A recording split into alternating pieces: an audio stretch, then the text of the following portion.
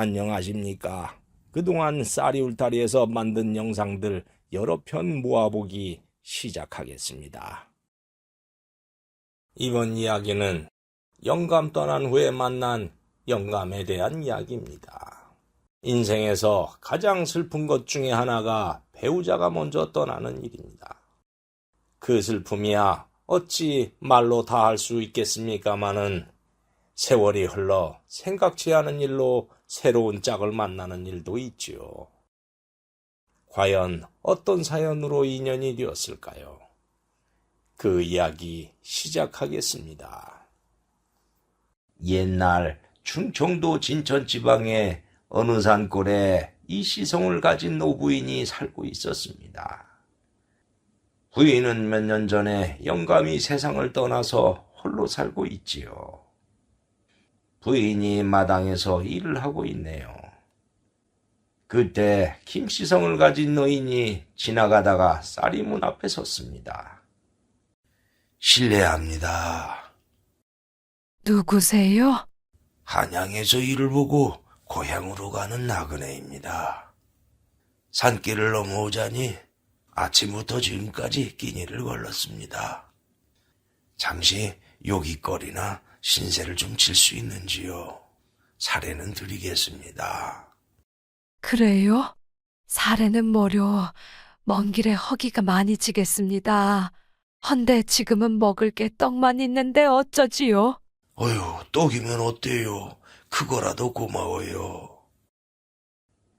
그러자 부인은 부엌으로 가서 콩떡 몇 개를 가지고 와서 노인에게 줬습니다. 김노인이 콩떡을 먹더니 갑자기 눈시울이 붉어지는 것이었습니다. 부인이 그걸 보더니 왜 그러냐며 물었지요. 아니, 왜 그러시오? 그러자 노인이 지난 세월을 회고하듯이 말했습니다. 노인은 아들을 하나 낳았는데 그만 홍역에 일찍 죽어버려서 마누라와 둘이 살았습니다. 헌데 하늘도 무심한지 그 마누라도 몇 년 전에 세상을 떠나고 말았지요. 마누라가 살아있을 때 제일 맛있게 해줬던 것이 콩떡이었습니다. 마누라가 떠난 후에 한 번도 먹어보지 못했던 콩떡을 몇 년 만에 먹으니 사람 사는 정이 느껴져서 그렇소. 에이그, 안타깝기도 하지. 지난 건 지난 거고, 어서 드세요. 김노인이 콩떡을 다 먹자 부인이 바구니를 갖다 놓으려고 부엌문을 여는데 그만 문짝이 떨어져 버렸습니다. 어이쿠, 문짝이 떨어졌네. 이거 어떡하나. 하면서 부인이 망치를 들고 문짝을 고치려고 했습니다. 그것을 본 김영감이 문짝을 살펴놓고 말했습니다. 부인이 고치기에는 어렵겠습니다. 바깥오름께 고쳐달라고 해보시지요. 그러자 부인이 쑥스러운 듯한 얼굴을 했습니다. 영감님은 산 너머 고을의 일을 보러 갔어요. 부인은 처음 보는 남정네에게 홀로 산다는 것이 드러나면 어떤 일이 있을지 몰라서 영감이 있는 것처럼 둘러댔지요. 그래요? 내가 소시적에 손재주가 좀 좋았습니다. 떡도 주셨는데 떡값도 할 겸 내가 한번 고쳐보지요 뭐. 그러면서 노인은 망치로 문짝을 뚝딱뚝딱 고쳐서 원상태로 만들어 주었습니다. 부인이 고마워하는데 문짝을 고치던 중 튀어나온 못에 그만 노인의 옷이 찢어져 버린 것이 보였습니다. 저런, 옷이 찢어졌네요. 이리 주세요. 제가 키워드릴게요. 아닙니다. 어차피 낡은 옷이니 그냥 입고 가겠습니다. 그래도 문까지 고쳐주셨는데 이건 도리가 아니지요. 어서 주세요.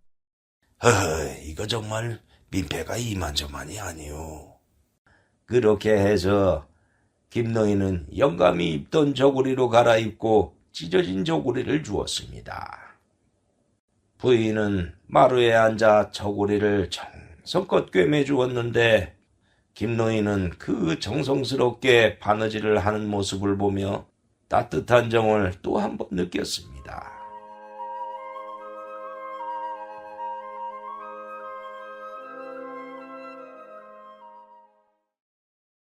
그렇게 시간이 흘렀는데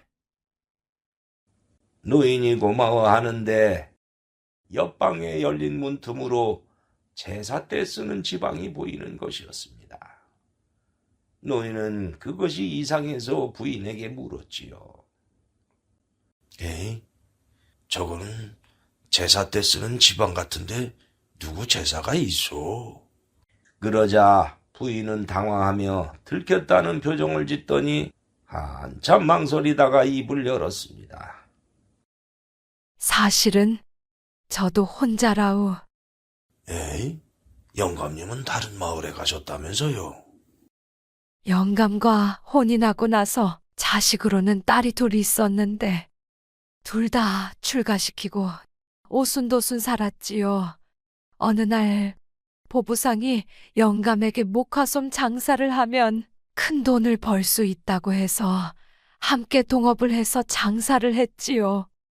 그런데 그만 빚만 지고 몇 년 전에 세상을 떠나고 말았어요. 그래서 이렇게 그냥 살고 있다우. 며칠 후에 영감님 제삿날이라 글을 쓰는 사람에게 미리 지방을 써달라고 해서 받아왔는데 그만 댕내가 봐버렸네요. 아까 영감이 있다고 한 것은 처음 보는 남정네에게 홀로 산다는 것이 드러나는 것이 조심스러워서 둘러댄 거였어요. 부인의 안타까운 사정을 들은 노인은 가슴이 아파왔습니다.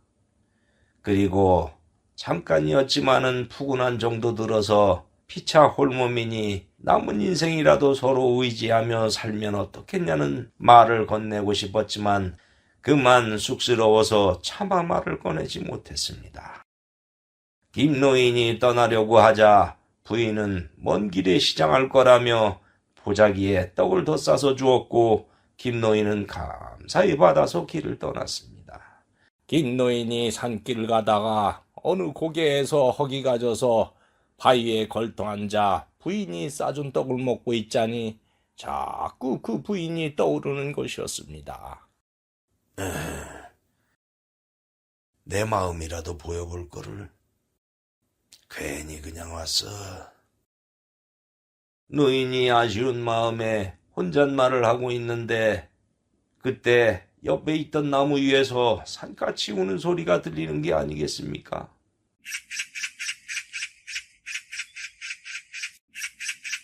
노인이 올려다보니 구렁이 한 마리가 둥지 속에 까치 새끼를 삼키려고 하는 것이 아니겠습니까? 그때 위에서 어미까치가 구렁이를 쪼아대자 구렁이가 새끼를 놓치고 그만 새끼는 땅으로 떨어지며 돌에 부딪혀 버렸습니다. 새끼는 죽었는지 꼼짝하지 않았습니다. 그것을 본 노인은 자신도 자식을 잃었을 때의 슬픔을 아는지라 죽어가는 새끼를 보는 어미까치의 마음이 얼마나 아플까 하는 생각이 들었습니다. 그래서 옆에 있던 옹달샘에서 나뭇잎으로 물을 떠와서 새끼의 부리에 넣어주기도 하고 가슴을 쓰다듬어주며 심폐소생술을 해주었습니다. 그렇게 시간이 흐르자 노인의 정성이 효험을 받는지 새끼가 눈을 뜨고 기력을 되찾는 것이 아닙니까? 노인은 기뻐서 새끼를 들고 나무를 타고 올라가 둥지에 넣어주었습니다. 어미까치는 그것을 보고 노인에게 고마웠는지 한동안 노인의 주변을 빙빙 돌았습니다. 그리고 길을 떠난 노인은 사방이 어두워지자 그만 산길을 잃고 헤매다가 선앙당을 발견했습니다. 노인은 천만다행이라고 생각하며 선앙당에서 잠이 들었지요. 그렇게 시간은 갔는데 그런데 한참 잠을 자던 중에 꿈에 어미까치가 나타나 말을 하는 것이었습니다. 어르신, 저의 새끼를 살려줘서 고마워요. 그래서 제가 그 은공을 갚아드릴게요. 아침에 길을 가다 보면 두 갈래 길이 나오는데 그중 오른쪽 길로 가세요. 그러면 귀인을 만나서 좋은 일이 생길 거예요. 노인은 까치의 말을 듣고 꿈에서 깨었지요. 별 이상한 꿈이라고 생각하고 다음날 아침 산길을 가는데 정말로 두 갈래 길이 나오는 게 아니겠습니까? 그래서 노인은 반신반의하며 까치가 알려준 길로 갔습니다. 다음날 부인은 고사리를 따러 바구니를 들고 산길을 오르고 있었습니다. 그런데 갑자기 배가 아파오는 것이었습니다. 부인은 배가 너무 아파서 움켜쥐고 주저앉았습니다. 아이고, 갑자기 왜 이렇게 배가 아프지? 아이고. 그런데 그때 저쪽 맞은편에서 김노인이 오다가 부인을 보고 깜짝 놀라며 달려왔습니다. 부인, 이게 어떻게 된 일이요? 아니, 댁내가 여긴 어떻게? 고사리를 따려고 왔는데 갑자기 배가 아파요. 아이고. 그래요? 그 까치가 부인을 도와주라고 날 이쪽으로 보냈나고. 헌데 이 산중에 의원도 없으니 이 일을 어쩔꼬. 노인이 어쩔 줄 몰라 하는데 그때 하늘에서 까치가 매실 열매를 물고 와서 바위 위에 떨어뜨렸습니다. 노인은 매실 열매를 보고 반가웠습니다. 에이? 이게 웬 매실 열매지? 옳다구나. 옛날부터 배앓이를 할 때는 매실즙을 먹으면 효과가 있었지. 그래서 노인은 매실을 바위 위에 올려놓고 돌로 찧었습니다. 그리고 씨를 뺀 다음 옆에 있는 옹달샘에서 큰 나뭇잎으로 물을 떠와서 찌은 매실과 섞은 다음 부인의 입에 넣어주었습니다. 이른바 매실즙이었지요. 그런데 시간이 지나도 부인의 배는 차도를 보이지 않았습니다. 부인 안 되겠습니다. 어서 집으로 갑시다. 내 등에 업혀요. 노인은 다급해서 부인을 업고 집 쪽으로 서둘러서 갔습니다. 노인의 등에 업혀서 가던 부인은 배가 아프기는 했지만은 한편으로는 묘한 기분이 들었습니다.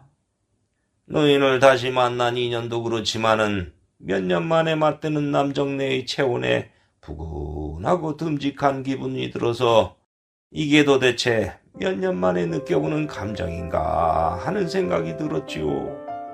그러자 머리가 어질어질해지면서 마음이 묘해지는 것이었습니다. 그런데 부인을 집으로 업고 오자마자 신기하게도 배가 씻은 듯이 나와버리는 것이 아니겠습니까? 후, 이제 좀 살 것 같네요. 댁내 때문에 살게 되었습니다. 이 은공을 어찌 갚을지요. 은공이랄 게 뭐 있겠소? 다 모두 까치 덕분이요. 까치요? 그런 게 있어이다. 자, 남녀가 유별하니 나는 옆방에 가서 자겠소. 편히 주무세요. 부인이 잠이 들자 노인은 옆방으로 갔습니다. 노인은 부인을 다시 만난 것도 보통 인연이 아니라는 생각이 들어서 날이 밝으면 마음을 보여주자고 생각했지요. 그런데 잠을 자던 부인의 꿈속에 돌아가신 영감이 나타나는 것이 아니겠습니까? 마누라, 아이고, 영감. 영감이 이게 웬일이요? 내가 빚을 지고 세상을 떠나서 마누라가 어떻게 살까 저 위에서 보며 하루도 걱정하지 않은 날이 없었소. 그런데 옆방에서 자는 영감이 마누라를 편하고 행복하게 해줄 천생배필이어서 이렇게 왔소. 그 사람의 안사람이 되어 살도록 하시오. 예? 당신 떠난 지 몇 년이 되었다고 나더러 그리하라는 말씀이요. 내가 저 세상에서 마누라 걱정 때문에 허구한 날 노심초사하는 것이 좋소? 아니면 마누라 걱정 안 하고 편하게 있는 것이 좋소? 그거야. 영감이 마음 편하게 있는 게 좋지요. 그러면 내 말대로 하구려. 그게 날 편하게 해주는 거요. 여러 생각 말고 저 영감을 배필로 삼고 의지하며 살구려. 난 이만 가오. 영감은 그렇게 말하고 사라지는 것이었습니다. 부인은 꿈에서 깨서 영감이 했던 말을 떠올리며 옆방에서 자는 노인에 대해서 찬찬히 생각해 봤습니다. 그러고 보니 정도 있고 사람도 좋아 보여서 영감의 뜻을 받아들일까 하는 생각이 들었지요. 그러나 더 생각해보고 고개를 흔들었습니다. 노인과 부부가 되면은 평생 일해서 갚아야 할 빚을 노인에게 짊어지게 하는 것이리니 차마 그럴 수는 없다는 생각이 들었기 때문이었습니다.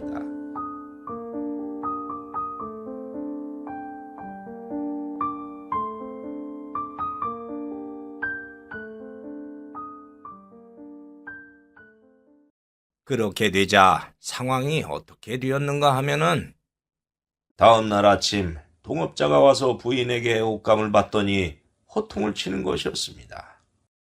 아이, 약조한 옷감은 20필인데 왜 12필밖에 안 돼요? 옷감을 짜는 배틀이 고장나서 그랬다오. 배틀을 고쳤으니 다음 달에 더 해드리리다. 에? 지난달에도 모자랐잖수. 빚을 다 갚으려면 앞으로 10년은 더 옷감을 짜야 할 텐데 이런 식으로 언제 다 갚으려고 그래요? 안 돼요. 폐물이라도 내놓으시오. 아니, 내가 폐물이 어디 있다고 그러시오? 동업자의 호통에 부인이 어쩔 줄 몰라 하는데 그때 노인이 손에 서류를 들고 와서 말했습니다. 이보시오. 에이? 당신은 누구요? 나는 이 사람의 친척이네. 내가 저 옆방에서 이 서류를 봤는데 이게 이 사람의 남편과 맺은 계약서가 맞지? 맞소. 왜 그러시오? 김노인은 과거에 서당을 좀 다닌 적이 있어서 그를 알았습니다. 간밤에 옆방에서 계약서를 발견해서 꼼꼼히 읽어본 결과 동업자가 그를 잘 모르는 영감을 속여서 빚을 지게 했던 글귀를 찾았던 것입니다. 노인이 빚쟁이에게 그 글귀를 보여주며 따지자 빚쟁이는 더 우기는 것이었습니다. 아이, 이 영감이 어디서 생사람을 잡으려고 그래? 난 속인 적 없어. 그래. 그러면은 이 계약서를 들고 관하로 같이 가서 사또에게 속인 건지 아닌 건지 물어보세요. 그러면 알 수 있겠지. 노인의 그 말에 동업자는 찔끔하며 물러섰습니다. 관하요? 그냥 계약서는 없던 일로 합시다. 에이. 그러면서 빚쟁이는 떠나버렸습니다. 부인은 노인 덕에 빚이 다 사라져버리자 너무 고마워서 어쩔 줄 몰랐습니다. 세상에, 내가 평생 갚아야 할 빚을 없애주다니. 이 고마움을 어찌 갚아야 할지요. 정말 갚고 싶다면 내 청을 들어주시려오. 예? 그 청이 무엇인지요? 부인과 이틀 동안 시간을 함께하면서 몇 년 만에 따뜻함을 느끼며 많은 정이 갔습니다. 이것도 인연인데 나의 배필이 되어주면 어떻겠소? 예? 부인은 그 말에 놀랐지만 빚도 해결되었으니 노인에게 부담을 줄 일도 없어졌고 영감의 부탁도 있어서 청을 수락했습니다. 그렇게 해서 두 사람은 부부가 되어 깨가 쏟아지는 신혼생활을 시작하며 살게 되었습니다. 그러나 부부라는 것이 그런 것만으로 행복한 것일까요? 남녀가 만나면 남녀가 나누는 또 다른 행복이 있는 것이 아니겠습니까? 두 사람은 신혼부부인데도 나이가 들어 삭신이 허우적거리니 부부의 정을 나눌 힘이 없는지라 그것이 아쉽고 허전했습니다. 나이가 들어서 정을 나눌 수 없으니, 에헤. 에이그, 다 늙어서 우리가 뭘 한다고 그래요. 망측해요. 난 이렇게 사는 것도 좋아요. 어쨌든 두 사람이 신혼인데도 신혼이지 않은 것에 하늘도 안타까워했습니다. 그래서 하늘이 도와줬을까요? 어느 날 두 노인이 나무를 캐러 산을 갔다가 목이 말라 물을 찾는데 그때 어미까치가 나타나 자꾸만 따라오라는 듯이 울어댔습니다. 그래서 따라가 보니 노인이 까치 새끼에게 물을 먹였던 바로 그 옹달샘이 거기에 있었습니다. 옹달샘을 발견한 부부는 함께 물을 떠서 달게 마셨습니다. 물을 맛있게 마시자 피곤이 몰려와서 잠이 들었는데 깨어나 보니 이게 웬일일까요? 두 노인이 젊었던 모습으로 돌아가 있는 것이 아니겠습니까? 아니, 도령은 누구세요? 그건 내가 묻고 싶은 말이오. 낭자는 누구시오? 그리고 두 사람은 옹달샘의 얼굴을 비추며 동시에 청춘 때의 모습으로 돌아간 것을 알았습니다. 어머, 내가 처녀 때로 돌아갔어요.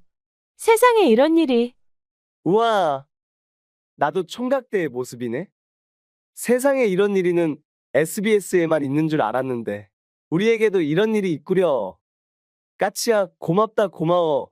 그러자 까치도 깍깍거리면서 좋아했습니다. 그렇게 해서 처녀 총각이 된 부부는 깨소금 같은 신혼생활을 시작했지요. 자기야, 이거 먹어. 아잉, 고마워. 잘 먹을게. 자기야, 사랑해.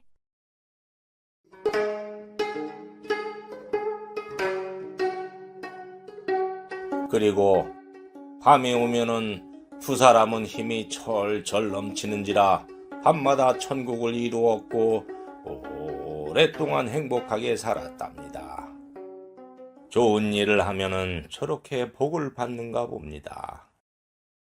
지금도 충청도 진천에 가면 까치골이라는 동네가 있는데 까치가 은공을 갚으려고 외로운 노인을 부부로 만들어 주어서 잘 살게 했다는 전설이 아직도 전해지고 있습니다. 이번 이야기 여기에서 마치겠습니다. 감사합니다. 그럼 다음 이야기 시작하겠습니다. 이번 이야기는 과부를 넘어간 스님에 대한 이야기입니다. 스님은 여자를 가까이 하면 안 되는 것인데 도대체 무슨 사연이 있었길래 스님이 과부를 넘어갔을까요? 지금부터 그 이야기 시작하겠습니다. 옛날 경기도 양평에 박씨성을 가진 과부가 살았습니다. 박씨 부인은 남편이 세상을 떠나서 홀로 외롭게 살고 있지요. 그런데 박씨 부인은 뛰어난 미모 때문에 인근 고을까지 소문이 자자하게 났습니다. 거기다가 박씨 부인은 다른 아녀자들보다 코가 커서 그런지 콧대가 매우 높았지요. 박씨 부인이 과부가 되었다는 소문이 퍼지자 인근의 남정네들이 집 주변을 서성거리며 많은 관심을 보였는데 콧대가 높은 박씨 부인은 눈길 한번 주지 않았습니다. 쟤까지 것들이 감히 날 넘봐? 어림도 없지. 부인은 자기 정도의 얼굴과 몸매라면은 만석군 정도의 부자는 돼야 남편 자격이 된다고 생각했지요. 그래서 웬만한 사내에게는 눈길도 주지 않았지요. 그런데 부인의 마음을 하늘이 알았을까요? 어느 날 여주 지방에 사는 호랍이 김판수라는 부자로부터 은근히 사람이 왔습니다. 부인, 저희 나리는 만석지기 땅을 가진 부자입니다. 나리께서 두 분이 홀로 살고 있으니 부부가 되면 어떻겠냐는 말을 전하라고 해서 왔습니다요. 김판수가 만석군이라는 말에 박씨 부인은 얼굴이 환해졌습니다. 오, 드디어 날 알아주는 임차가 왔구만. 그래서 박씨 부인은 혹회히 승낙을 했습니다. 그런데 과부가 대놓고 다른 호라비와 공개적으로 혼인을 하는 것은 정절을 중시하는 그 시대에 있을 수 없는 일이었습니다. 그래서 작전을 짰지요. 이름하여 합의보쌈을 하기로 했습니다. 당시에 과부를 보쌈해 가는 것은 관아에서도 너그럽게 봐줬지요.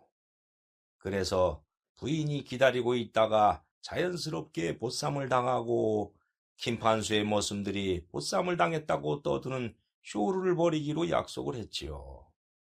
그렇게 해서 박씨 부인은 부잣집 안방마님이 된다는 희망에 차서 보쌈을 당하기로 한 날을 기다렸습니다. 그런데 어느 날 성담이라는 법명을 가진 스님이 박씨 부인의 집으로 탁발을 하러 왔습니다. 나무아미타불 관세음보살. 보살님, 먹다 남은 음식도 좋으니 조금만 시주를 부탁드립니다. 스님을 본 부인은 아무것도 주기 싫어서 짜증이 났지요. 우리 집엔 줄 게 하나도 없으니 가세요. 에휴, 재수없게 아침부터 중이야? 에이, 짜증나. 조선시대의 스님은 천대받는 직업이라 부인은 짜증을 내는 것이었습니다. 그런데 스님은 부인의 매몰찬 언행에 서운한 표정을 짓기는커녕 지그시 웃는 것이었습니다. 왜 그랬을까요? 사실 스님은 오래전부터 부인을 보며 연모하는 마음을 가져왔기 때문이었습니다. 수도에 전념해야 할 스님이 아녀자를 연모하다니 그래서는 안 될 일이었지만은 스님에게는 사연이 있었습니다.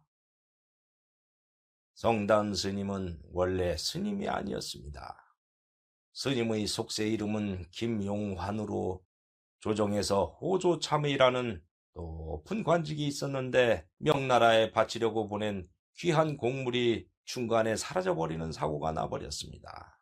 뭐야? 곡물이 사라지다니. 그게 정말인가?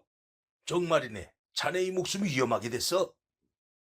그렇게 되자 스님은 몸을 피했고 아내는 마음고생을 겪다가 세상을 떠났습니다. 스님은 떠돌던 중 박씨 부인이 살고 있는 인근 고을의 작은 암자로 흘러들어왔죠. 그리고 암자를 홀로 지키던 늙은 스님을 모시고 잡스러운 일을 하며 살았는데 주지 스님이 절에서는 절복을 입어야 한다면서 머리를 깎아주고 승복을 입혀주었습니다.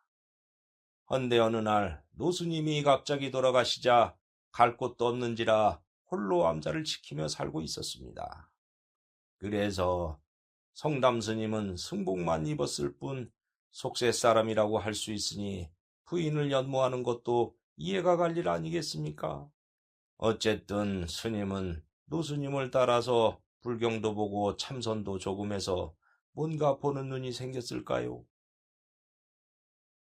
부인이 콧대가 높기는 하지만 본바탕은 나쁜 사람이 아니어서 잘 닦아내기만 하면 착한 사람이 될 것이라는 것을 내다봤습니다. 그래서 연모하는 마음을 가지게 되었지요. 어쨌든 스님은 부인이 박대를 하든 말든 미소를 지으며 떠났습니다.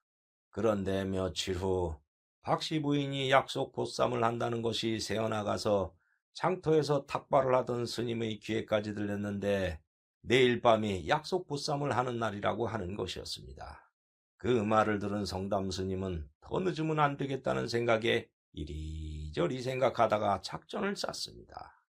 내일 밤 만석군의 장정들은 깊은 밤에 올 것이 뻔했으므로 초저녁에 미리 가서 부인을 보쌈해버리기로 한 것이지요.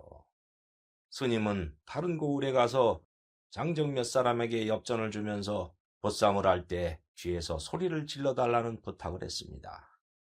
다음 날 약속한 밤이 오자 부인은 호롱불을 끄고 잔뜩 기대에 차서 이불을 쓰고 누워 있었습니다. 그때 스님이 방문을 조용히 열고 들어왔지요.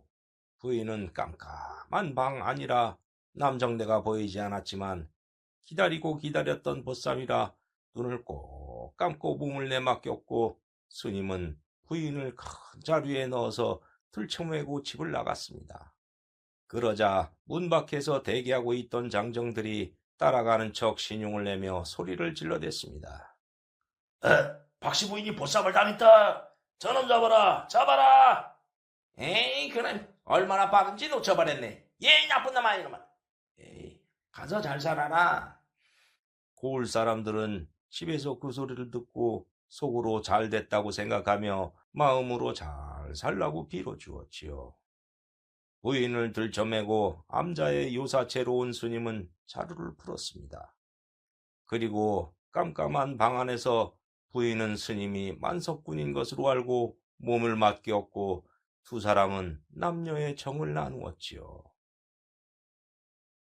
따뜻한 정을 듬뿍 나누고 나서 스님이 호롱불을 켜자 부인은 스님의 빡빡 깎은 머리를 보고 기겁을 하면서 놀랐습니다. 댁은 누구요? 부인, 놀라지 마시오. 저는 이 암자에 살고 있는 스님입니다. 뭐요? 중이라고요? 소승은 오래전부터 부인을 마음에 두었습니다. 그래서 어쩔 수 없이 이렇게 했습니다.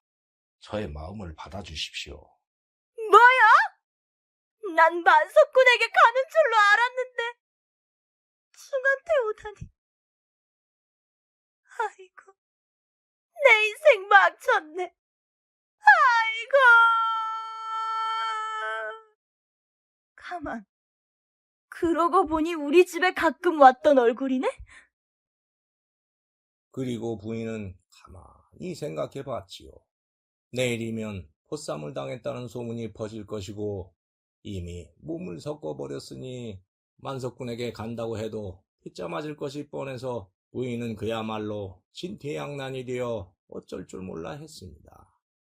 어차피 이렇게 된 거 이 암자에서 밥해주는 보살로 있으면서 소승과 함께 사는 것이 어떻겠습니까?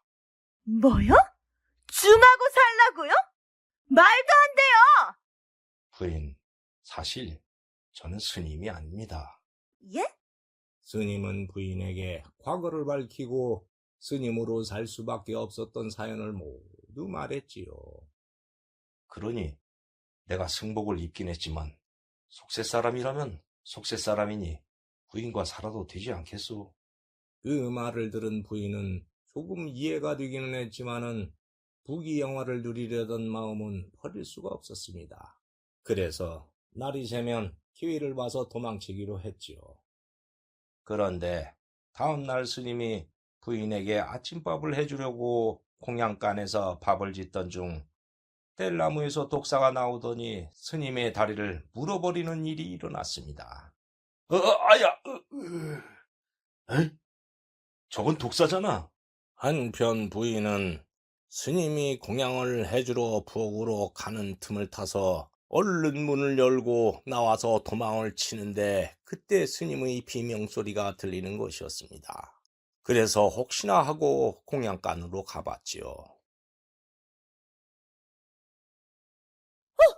아니, 왜 그러세요? 독사에게 물렸어요. 아이고, 어머나, 이 일을 어쩌지?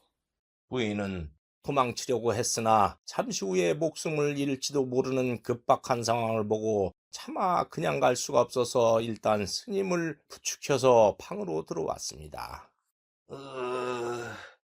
물리면 7걸음을 떼기도 전에 죽는다는 채점사였어요. 이제 나는 죽으니 내가 죽거든 뒤도 돌아보지 말고 암자를 떠나서 좋은 사람을 만나 행복하게 사세요. 부인은 스님이 원망스러웠지만은 사람이 금방 죽게 생겼으니 모른 척 할 수 없어서 안절부절했습니다. 그런 소리 말아요. 사람이 그렇게 쉽게 죽는답니까? 부인은 그러면서 들었던 이야기를 떠올려 입으로 스님의 발목에 입을 대고 뱀독을 빨아줬습니다. 스님은 부인의 그 모습을 보며 천성적으로는 착한 심성을 가진 사람이었다는 것을 확인하고 고마운 마음이 몰려왔습니다. 그리고 의식을 잃었지요. 그리고 시간이 흐르자 도끼가 빠지면서 스님의 정신이 돌아왔습니다. 어머, 스님, 제가 보이세요? 예, 이제 좀 살 것 같습니다. 고맙습니다. 오해하지 마세요. 스님 몸이 다 나으면 전 아무 때고 이 암자를 떠날 테니까요. 하면서 부인은 못을 박는 것이었습니다. 다음 날부터 부인은 스님이 움직이지 못하니 어쩔 수 없이 나을 때까지만 더 있자며 스님에게 밥을 해주었습니다. 그렇게 며칠이 지나자 스님의 몸이 거의 다 나아갔지요. 그러자 부인은 다음 날 몰래 떠나기로 마음먹었습니다. 다음 날 아침 부인은 스님에게 마지막으로 아침 공양을 해주려고 버섯을 따러 산에 올라갔습니다. 그러다가 동충하초같이 생긴 버섯을 캤는데 붉은색이 예뻐서 코를 대고 킁킁거리면서 향을 맡았지요. 헌데 그게 최악의 독버섯이었는지라 얼굴에 독이 퍼져서 그만 피부가 두꺼비 등처럼 흉하게 변해버렸습니다. 그것도 모르는 부인은 얼굴이 가려워지자 긁으면서 암자로 와서 버섯국을 끓여 스님에게 갖고 갔지요. 부인이 밥상을 들고 들어오자 스님이 얼굴을 보고 깜짝 놀랐습니다. 아니 부인, 얼굴이 어찌 된 일이오? 예? 내 얼굴이 뭐 어때서요? 부인은 얼른 거울을 받고 흉하게 변해버린 자기 얼굴을 보며 기절초풍할 듯이 놀랐습니다. 어머나, 내 얼굴이 이게 뭐야? 버섯을 보니 저건 붉은 사슴 뿔버섯이오. 저게 피부에 닿으면 썩고 헐어버리게 하는 아주 무서운 버섯이오. 아이고, 이제 내 얼굴 어쩌나? 아이고. 부인은 대성통곡을 했습니다. 그도 그럴 것이 그 예쁜 얼굴 하나로 자존심을 세우며 살아왔는데 그 근본이 사라져버렸으니 죽고 싶을 정도였죠. 부인은 얼굴이 흉측해져서 저를 떠나봤자 부잣집 남정네의 부인이 되기는커녕 어디 가서 식모일도 할 수 없고 사람을 마주할 수도 없으니 갈 곳이 없어져 버렸습니다. 거기에다가 더 큰 고민거리가 생겼지요. 스님이 자기를 보쌈한 것은 얼굴이 예뻐서였는데 얼굴이 이 지경이 되어버렸으니 이젠 도망치기는커녕 스님이 자기를 쫓아낼까봐 전전긍긍하게 되었습니다. 그런데 스님은 부인을 내쫓기는커녕 그날부터 밥수발도 들어주고 얼굴에 좋다는 약재도 산에서 캐서 발라주는 등 부인에게 더 헌신을 하는 것이 아니겠습니까? 부인은 그때까지 남정네에게 그런 정성을 받아본 적이 없는지라 당황했지요. 스님, 제 얼굴이 이렇게 흉측해졌는데도 싫지 않으세요? 나도 처음에는 부인의 얼굴에 반하긴 했지만 사실은 부인의 근본이 착하다는 것을 알아봤지요. 그래서 겉에 묻은 때를 잘 닦아내면은 진짜 보살이 될 거라고 생각해서 보쌈을 했습니다. 그랬어요? 그 증거가 있지요. 내가 뱀에 물렸을 때 부인의 입에 뱀독이 퍼지면 죽을 수도 있는데도 독을 빨아준 것이 그 증거 아니겠어요? 나는 그 순간 살아있는 보살을 봤습니다. 그런 은덕을 받았는데 부인의 얼굴이 이렇게 되었다고 저희 마음이 변하겠어요? 더군다나 내가 움직이지 못해서 버섯 반찬을 만들어주려다가 얼굴이 그렇게 된 것인데 내친다면 사람이 아니지요. 아무 걱정 말구려. 내가 평생 옆에서 보살피고 있으리다. 남 관세음보살. 그 말에 부인은 감격했습니다. 얼굴이 문둥이처럼 변했는데도 내치지 않고 평생 옆에서 보살펴준다니 부인은 살아오면서 그런 사랑을 받아본 적이 없는지라 뜨거운 눈물이 흘렀습니다.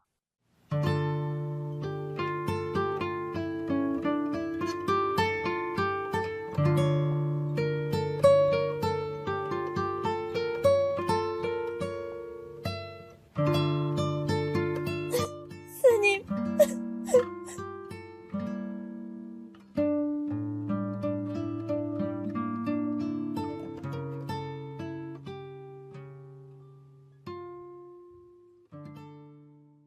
그렇게 두 사람이 정을 붙이고 살면서 몇 달이 흘렀지요.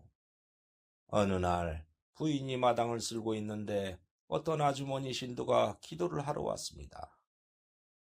두 안악은 서로 인사를 나눈 다음 이런저런 이야기를 나누는데 아주머니가 만석군에 대해서 들은 소문을 지나가는 것처럼 말하는 것이었습니다. 아, 글쎄, 보살님, 저 산 너머 고을에 사는 만석군 김판술이 몇 달 전에 새로 색시를 들였다지 뭐예요. 그런데 처음엔 색시한테 잘하더니 돈이 넘쳐나서 그랬는지 기방에 드나들고 주색 잡기에 빠져서 색시 마음고생이 이만저만이 아니었다고 합디다. 예? 그래요? 아우, 그래서 색시가 결국엔 속을 끓이다가 못 살겠다면서 집을 나왔는데 다음날 강물에서 시신을 건졌대요. 아유, 그저 사내들은 돈만 넘치면 주색 밝히는 건 못 말려요. 에이그. 그 말을 들은 부인은 속으로 깜짝 놀라면서 만석군에게 보쌈당하지 않은 것이 천만다행이라고 생각하고 가슴을 쓸어내렸습니다. 그리고 아주머니가 떠나자 부인은 부귀영화를 쫓았던 자신이 얼마나 어리석었는지 깨달았고 스님에게 온 것이 다행이라고 생각하며 부처님께 감사하다는 생각을 했지요. 그러자 하늘이 그것을 알았을까요? 갑자기 하늘에서 비가 쏟아져 내리기 시작했습니다. 빗줄기가 부인의 얼굴에 흠뻑 젖어들며 씻기자 신기하게도 부인의 얼굴이 원래처럼 돌아오는 것이 아니겠습니까? 어머나 스님, 이게 웬일이에요? 제 얼굴이 예전처럼 돌아왔어요. 부처님께서 자비를 베풀어 주셨나 봅니다. 나무아미타불. 그렇게 두 사람이 오순도순 살고 있는데 어느 날 여신도 아주머니가 와서 호들갑스럽게 말하는 것이었습니다.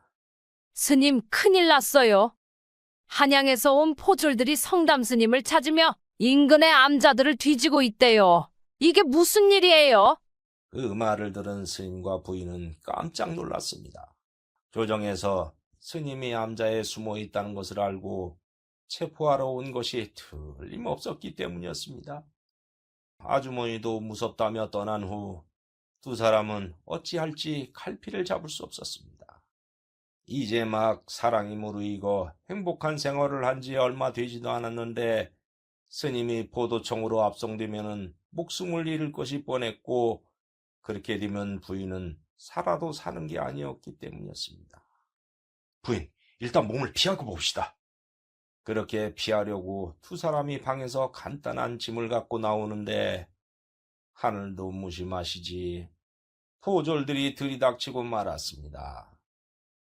두 사람은 이제는 죽었구나 하며 다리가 풀려 털썩 주저앉아서 끌어안고 눈물을 흘렸습니다.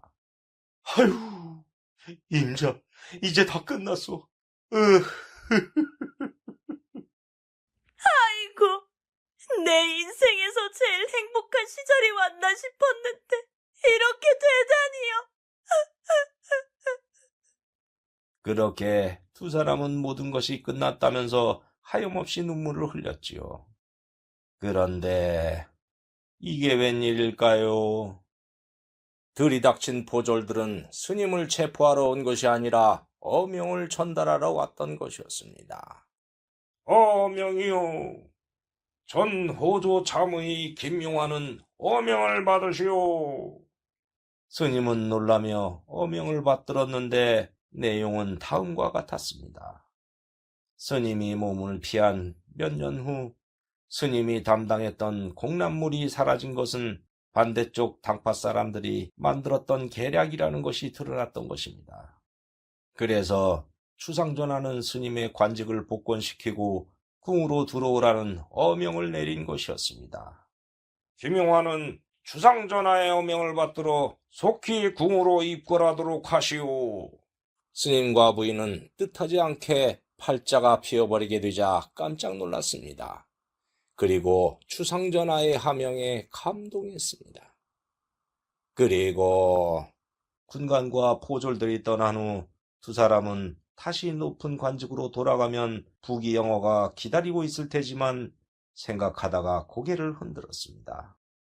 나는 높은 관직에 있을수록 당파 싸움에 휘말려서 목숨을 잃는다는 것을 겪었소. 하늘은 있는 만큼 가져가고 없는 만큼 준다는 것을 알았어요. 비록 여기는 넉넉지 않지만은 당신과 행복하게 살고 있어. 그래서 조정으로 가고 싶지 않은데 당신 생각은 어때요? 저도 당신과 살면서 행복은 부귀영화가 아니라 마음에서 온다는 걸 알았어요. 이렇게 사는 것도 행복해요. 이대로 살아요.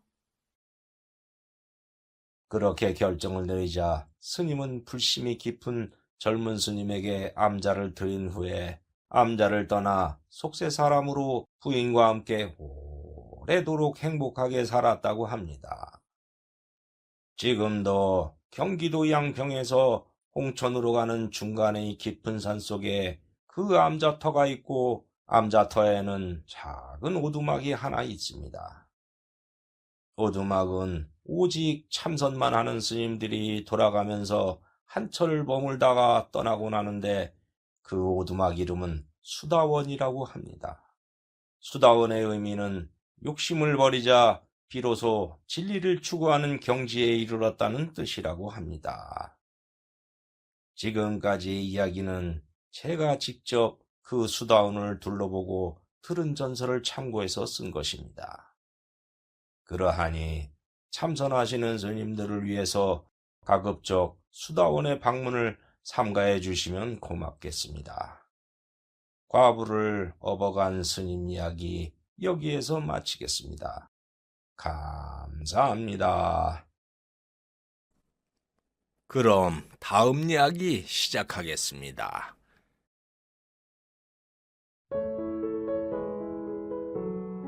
이번 이야기는 죄수를 사랑해서 복터진 처녀에 대한 이야기입니다. 조선시대에는 죄수를 도와주면 중벌을 받는 시대였는데 죄수를 사랑해서 복을 받다니 도대체 무슨 일이 있었길래 복을 받았을까요? 그 이야기 시작하겠습니다. 옛날 조선시대 중종임금 때의 이야기입니다. 홍민영이라는 암행어사가 제주도의 어느 고을길을 가고 있었습니다. 그런데 어린 소년이 울고 있는 것이 아니겠습니까? 어사는 사연이 궁금해서 물었지요. 아니 얘야, 무슨 일로 그리 우는 게냐? 누나 때문에요. 소년은 삼덕이라는 아이였는데 슬피 울고 있는 사연을 어사에게 말했습니다. 삼덕이는 20살 먹은 삼례라는 누이와 고아로 살고 있었고 삼례는 해녀로 바닷속에 들어가서 해산물을 채취하는 물질을 해서 동생과 먹고 살았습니다. 삼례의 부모님은 제주 관아에서 일을 하는 관노였는데 어머니는 삼례를 낳고 일찍 세상을 떠났고 아버지는 북방의 성을 쌓는 일에 부역으로 끌려갔습니다. 그런데 석수일을 잘하던 아버지는 성을 쌓는 일에 큰 공을 세우다가 죽어버렸고 그 공을 인정받아 삼례와 동생은 노비신세에서 면천을 받아 평민이 되었습니다. 그러나 졸지에 고아가 된 오누이는 먹을 것이 없어 어떻게든 살아야 했고 삼례가 다행히 물질을 잘해서 끼니를 해결했지요. 삼례가 바다에서 다른 해녀들과 열심히 물질을 하는데 그때 바다 저편에서는 김선비라는 선비가 유배형을 받아서 제주로 귀향을 오고 있었습니다. 김선비는 조정에서 높은 관직에 있었는데 아내는 아들을 낳다가 일찍 세상을 떠났고 김선비는 재가를 하지 않고 키우다가 영모에 연루되었지요. 그래서 외아들을 고향 친구에게 맡기고 제주도로 귀향을 오게 된 것이었습니다. 김선비가 제주도로 유배를 오자 도지사격인 제주목사는 김선비의 숙식을 기본적으로 해결해 주어야 했지만은 김선비의 신분이 땅에 떨어져 버린 것을 잘 알았지요. 그래서 귀찮아하며 가난한 농부의 헛간에서 살도록 대충 처리했습니다.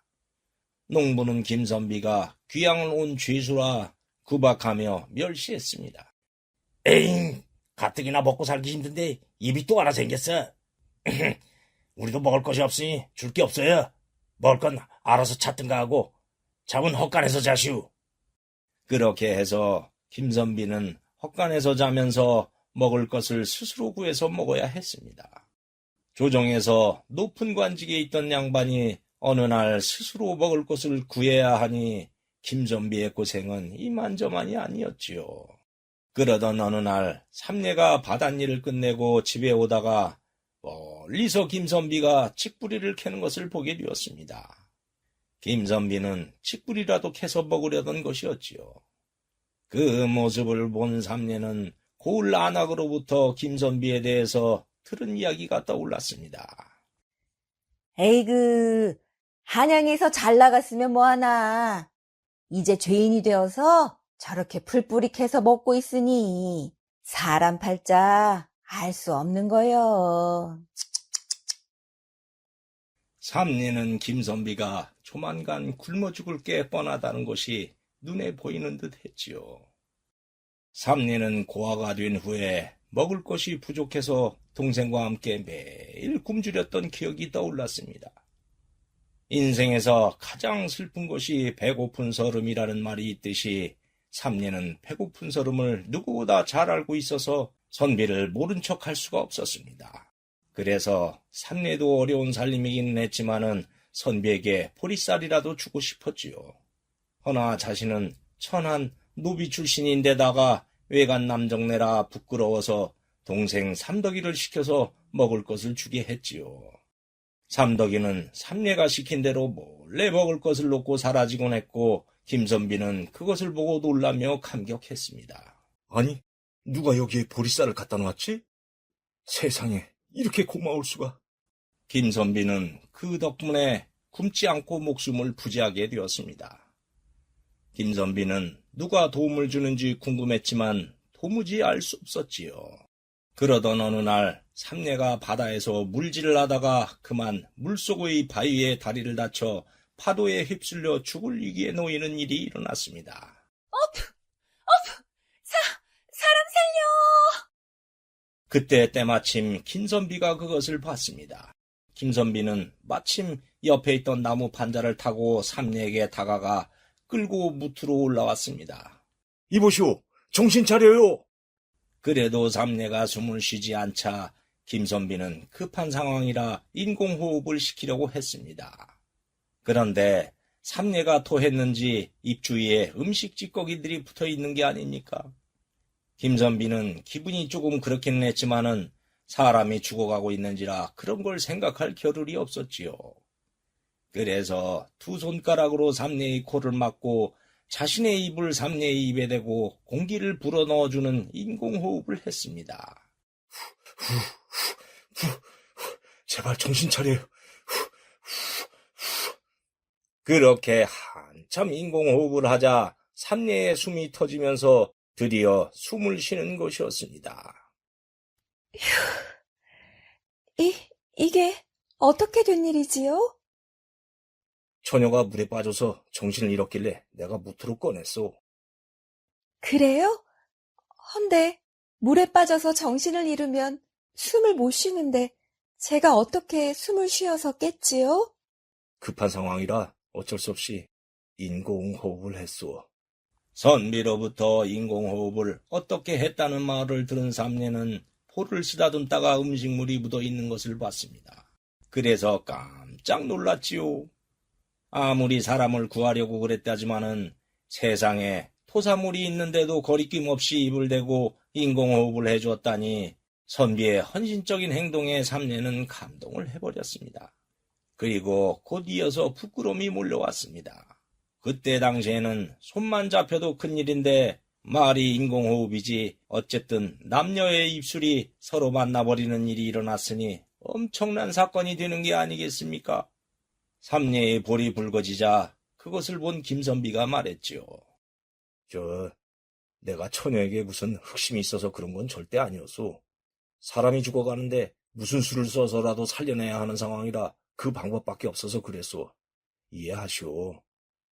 삼례는 입술을 댄 것이 기분 나쁘기는커녕 천한 신분인 자신의 입술에 거리낌 없이 입술을 대서 살려준 심성에 더욱 감동했지요. 그래요? 저는 천한 노비 출신인데다 이렇게 더러웠는데 구해주셨다니 정말 고맙습니다. 고맙긴 사람이 위급한데 살려야 하는 건 당연한 일이잖소. 그리고 두 사람은 이런저런 얘기를 나누다가 김선비는 그동안 먹을 것을 보내준 사람이 삼례라는 것을 알고 깜짝 놀랐지요. 그러면 그동안 나에게 먹을 것을 준 사람이 천이었단 말이오? 넉넉하게 드리지 못해서 죄송해요.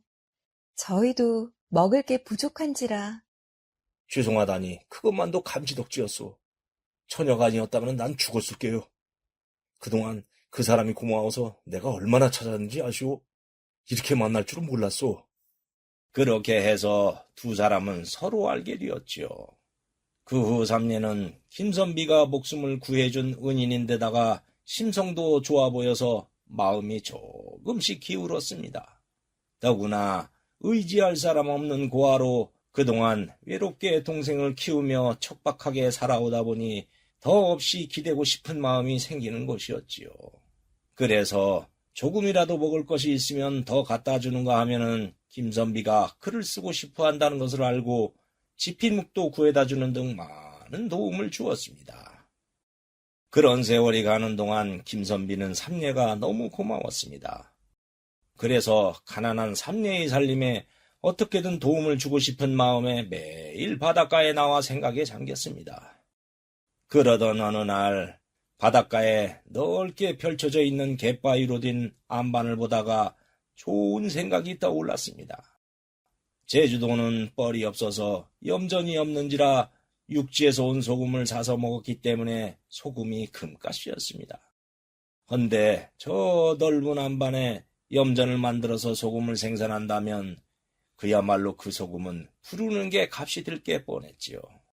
안반도 평평한 데다가 크기도 800여 평이나 되어서 염전을 하기에는 부족할 것이 없었는데 다만 한 가지 문제가 있었습니다. 파도가 바위 위로 몰아쳐 올라온 다음 그냥 흘러나가 버리기 때문에 소금을 만들 수 없는 것이었습니다. 저 바닷물이 나가지 않게 막기만 하면은 햇빛에 저절로 말라서 소금이 될 거야. 어떻게 바닷물이 나가지 않게 할 수 있을까? 그러다가 막을 방법이 번쩍 떠올랐습니다. 그래서 부랴부랴 삼례를 찾아갔지요. 예? 소금을 만들 수 있다고요? 어떻게요? 제주도에는 돌이 많으니 그 돌로 기초를 쌓고 점토질 흙을 발라가지고 둑을 만들면 물이 나가지 않을 걸세. 예? 정말요? 그 말을 들은 삼례는 김선비를 믿는지라 곧바로 동생과 함께 염전을 만들기 시작했습니다. 물론 김선비도 밤낮을 가리지 않고 함께 둑을 쌓았지요. 그러자 소문을 들은 고을 사람들은 한 번도 시도하지 않은 방법으로 염전을 만든다는 것에 콧방귀를 뀌며 비웃었습니다. 아유, 무슨 염전을 만든다고 저러나? 아이 그러게 염전이 저렇게 만들어진다면 진작에 만들었지. 그러나 세 사람은 그러거나 말거나 열심히 염전을 만들었지요. 김선비는 그러는 동안 삼례와 정이 들어서 이런저런 생각이 들었습니다. 삼례는 가진 것 없고 배운 것도 없지만은 마음은 비단같이 착해서 아내로 맞이하면 참 좋은 배필이 될 것이었지만은 자신은 언제 사약을 받을지 모르는 입장이라 그것이 걸렸습니다. 둘이 부부가 된 후에 사약을 받게 되면은 삼례는 과부가 되는 것이어서 한 여자의 인생을 망치게 되는 것이라 차마 마음을 보일 수가 없었지요. 어쨌든 그렇게 세 사람이 2달 동안 고생해서 염전을 만들고 나자 드디어 바닷물이 염전으로 넘쳐 들어오더니 뚝에 막혀서 나가지 않고 햇볕에 말라서 소금이 되는 것이 아니겠습니까? 어머, 선비님, 소금이 되었어요. 야, 허허허허. 그렇게 해서 소금이 만들어지기 시작했고 제주 소금은 바위돌에서 만들어져서 염도가 높아 육지에서 만든 소금보다 더 비싸게 팔렸습니다. 그래서 삼례와 동생은 당연히 부자가 되었지요. 여유가 생기자 삼례는 그동안 척박한 제주도 환경에서 살려고 고생했던 고을 사람들도 동참하게 하여 염전을 일구어서 모두 공동체로 함께 수익을 나누었습니다. 그렇게 해서 온 고을 사람들이 넉넉하게 살게 되었지요. 그렇게 행복한 나날이 가는데 하늘이 질투했을까요? 제주 목사가 삼례와 고을 사람들이 소금으로 떼돈을 번다는 소문을 듣고 염전을 차지하려는 욕심이 생겼습니다. 그래서 삼례를 포박해서 관하로 끌고 갔지요. 내년 바닷가에 있는 안반은 모두 나라 땅인데 거기다가 염전을 만들어서 돈을 벌어들였다는 것이 사실이냐? 소인은 그곳이 나라 것인지 몰랐습니다. 제발 용서해 주십시오, 나으리. 닥쳐라! 니녀는 나라 땅을 무단으로 사용해서 조정을 능멸하고 민심을 중용하겠다. 여봐라! 자네를 당장 하옥시키고 재산을 모두 몰수시켜라! 예! 삼례와 함께 끌려왔던 김선비는 삼례가 죽게 생기자 목사에게 읍소했습니다. 목사, 그 안반은 농사도 짓지 못해서 그냥 버려진 곳입니다. 그런 곳을 개발해가지고 고을 사람들의 생활에 도움이 되는 일을 한 것이 어찌 죄가 된다는 말씀입니까? 이 일은 내가 주도한 일이니 정 그렇다면 삼례를 풀어주고 나에게 그 죄를 물으시오. 이보시오, 김선비. 당신은 역적죄를 진 죄인으로 제주에 귀향을 왔으면은 주상전하께 속죄를 하면서 살아도 모자랄 판에 전형과 작당에서 조정을 능멸하는 짓을 저질렀소. 그런 행동을 하고서도 반성하기는커녕 전연을 감싸다니 내 그 죄를 적어서 조정에 상소를 올리려다가 참았소. 어서 물러가시오! 그 말에 김선비는 분했지만은 어쩔 수 없는 현실에 좌절할 수밖에 없었습니다. 그렇게 해서 제주 목사는 삼례에게 불법으로 염전을 만들었다는 죄를 씌워서 모든 재산을 가로채고 삼례를 감옥에 가두고 말았습니다. 그래서 김선비는 집으로 와서 원통함에 땅을 치며 눈물을 쏟았지요.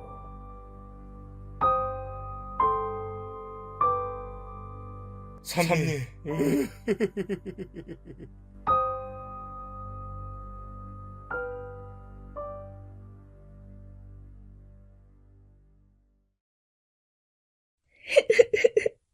그래서 누나는 감옥에 갇혀 있어요.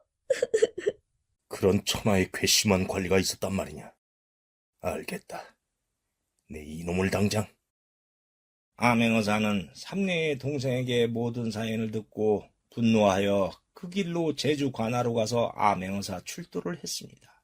그리고 제주 목사를 체포해서 염전을 차지하려고 한 죄를 물어 한양으로 압송하고 감옥에 있던 삼례를 석방했지요. 석방된 삼례와 김선비는 다시 만나 고을 사람들과 기뻐하는데 이게 웬일일까요?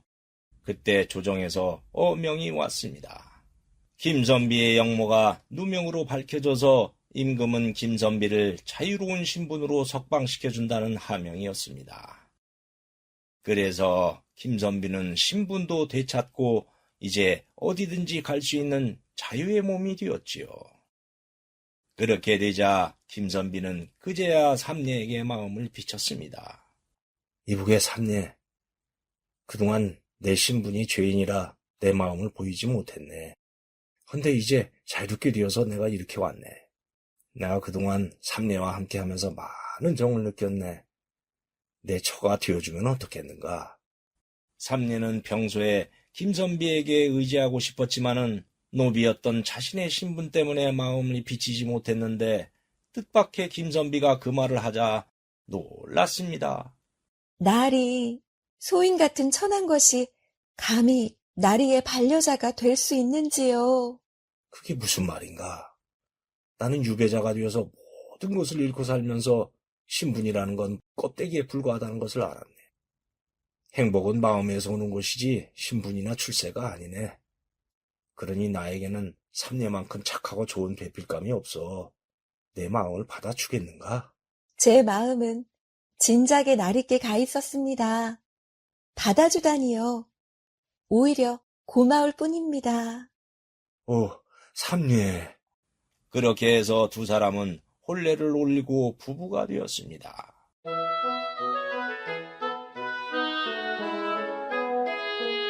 그리고 김선비의 고향 친구 집에서 살고 있는 어린 위아들을 함께 키우기 위해 삼례는 고을 사람들에게 염전을 물려주고 김선비의 고향으로 함께 떠났습니다.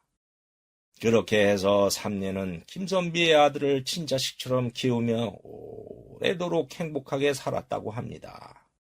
그 후 세월이 흘러 어느 날 지각 변동이 일어나 염전은 사라졌지요.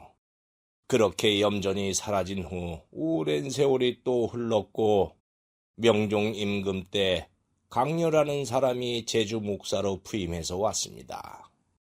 목사는 삼례의 염전에 관한 전설을 들었는지 아닌지는 모르지만은 현재의 제주시 구엄리에 있는 널찍한 안반지대를 염전으로 개발하여 제주 도민들의 생활에 큰 도움을 줬다고 합니다.